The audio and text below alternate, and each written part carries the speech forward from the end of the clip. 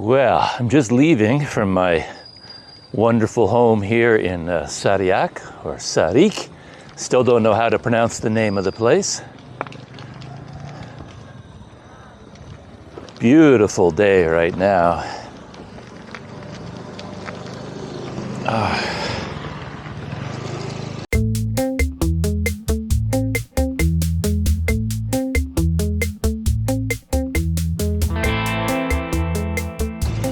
The weather forecast is calling for thunderstorms and rain every single day for the next 10 days, I think. But there appears to be a window of nice weather in the morning, so I'm taking advantage of that. And I might be being overly ambitious because I'm heading into Bukittingi, into the big city.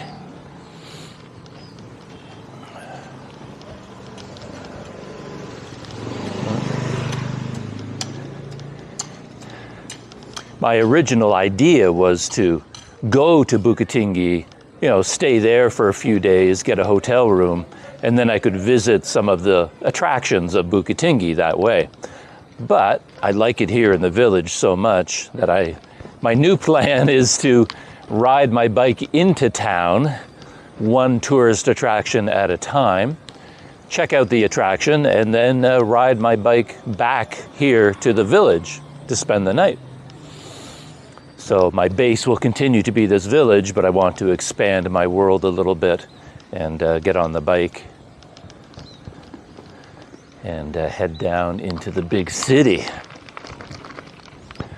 Man, a gorgeous day like this. Feels like I should stay out here in the countryside.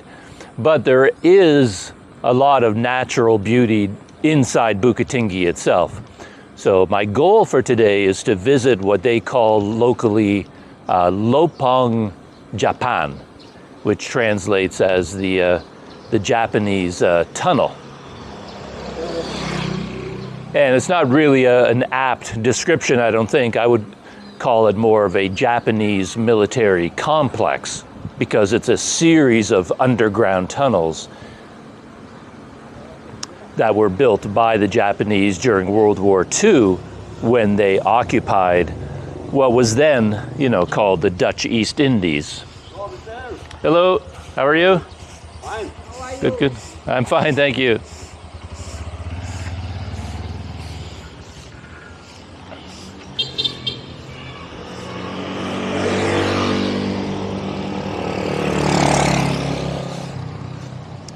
This road, by the way, I've taken a closer look at it on Google Maps, and it turns out that it is an extremely convenient route to follow as a shortcut. Morning, sir. Hello. So if you are driving from Pekanbaru to Padang or Payakumbuh to Padang, this road bypasses the city of Bukittingi completely.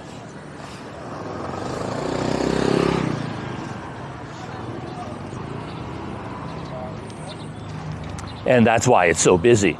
You're coming up the main highway from Payakumbuh, and then you reach a point where you could follow the main road all the way into Bukittingi and fight your way through all of that heavy traffic, or you can hop on this small road and it does a shortcut and bypasses the entire city. So clearly that would be the best way to go. So, and that's what most people do, and that's why that's such a busy road. It's almost like somebody built it on purpose as a highway bypass. Unfortunately, it's not actually the size of a highway. It is just a small country lane. It can barely handle 2 lanes of traffic. Wow. At long last, the views are here, crystal clear. Man. I mean, wow. Feels like I should spend the day up here. This is like the first day of extremely clear weather. And it's the day that I choose to go back into the city, but I guess I can enjoy the views as I ride.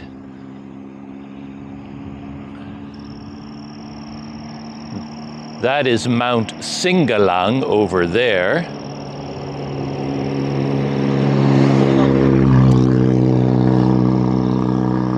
And that is the nicest view of that volcano that I've had since I arrived here. Gorgeous. Once we get past this house, should get a clear view of it.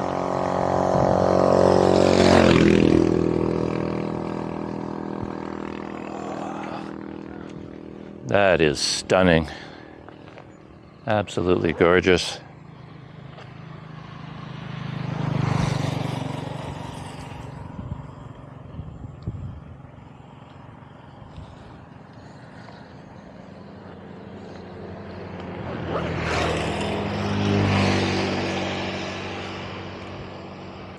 So, my main goal, the main thing I want to visit is this military complex built by the Japanese, and I guess I'll talk about it more when I arrive at the spot. Here's a little bit of a clearing to the right, and we can look down into the valley and take a look at the city of Bukittingi down there.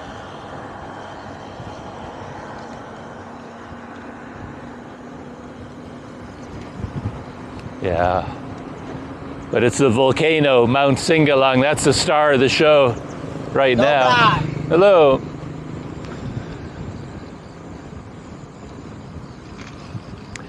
But right beside the tunnel complex, the military underground complex, there's a canyon, Sianak, I think it's called, the Sianak Canyon. And it's quite beautiful from what I've seen in pictures. So I'll be able to get some nice scenery inside Bukittingi as well.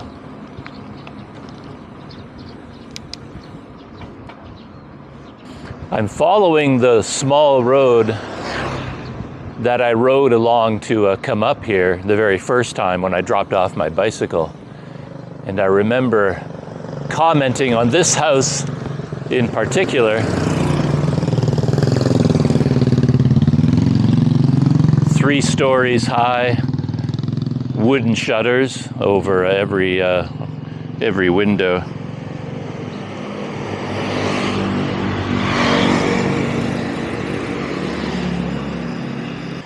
That is a gorgeous house.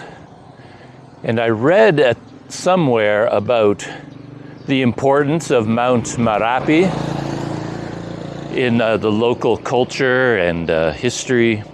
And there was this mention of stones that were propped up and facing Mount Marapi. And I'm thinking this must be one of those stones. And it has a hole carved through the center, pointing directly at the volcano. And it sort of indicates the importance of that volcano to the people here throughout history, the Minangkabau people.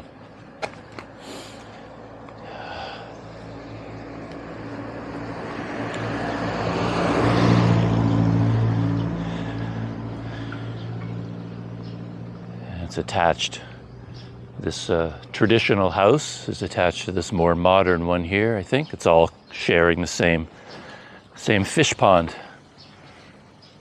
I keep thinking more and more that these must be meant as fish ponds because I see so many people fishing, like actually trying to catch fish to eat.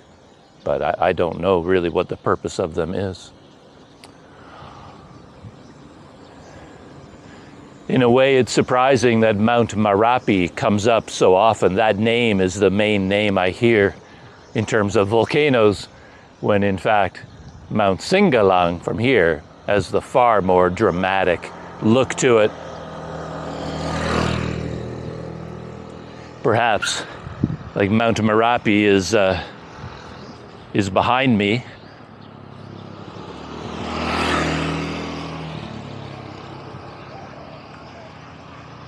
And it has far less of a pronounced, shape of a classic volcano. It looks like a hill range, but perhaps it is more prominent because it is more active. It would erupt much more often. And Mount Singalong looks much more beautiful, but perhaps it's not an active volcano.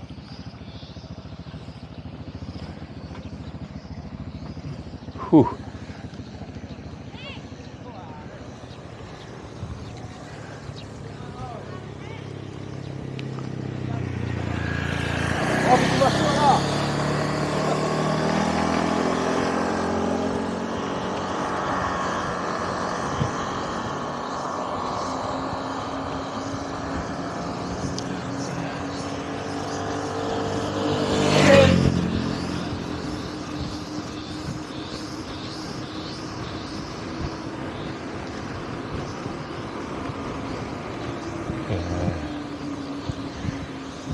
And when I came up here last time, I passed through this archway.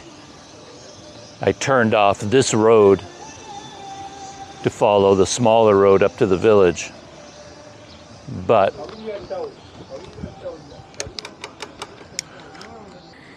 on this trip into town, I want to avoid the main highway for a while, stay out of the traffic and enjoy this scenery. So I'm doing a little bit of a winding route. Hello. Through the countryside.